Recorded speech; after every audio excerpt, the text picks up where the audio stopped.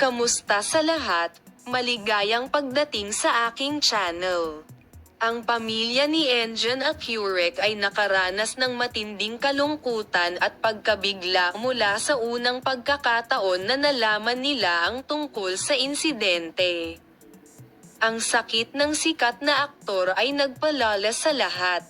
Ang pamilya, na nalaman ang tungkol sa sitwasyon ni Engin, ay nagpahayag ng kanilang damdamin sa mga sumusunod na salita. Nag-alala kami nang malaman namin na may sakit si Engin. Gayunpaman, nang malaman namin na siya ay nahihirapan sa gayong malubhang karamdaman, gumuho ang aming mundo. Napakasakit sa amin na makita ang kalawakan sa ganitong paraan. Napakahirap tanggapin ang sitwasyong ito ng ina at ama ni Engin Acurec, ang ina at ama ni Artichoke Currec.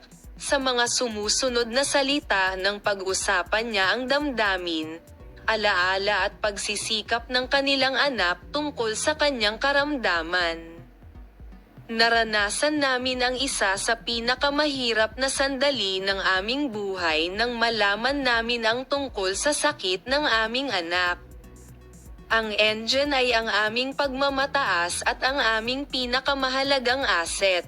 Isang hindi maipaliwanag na kalungkutan para sa amin na makita siyang nagdurusa ng ganito.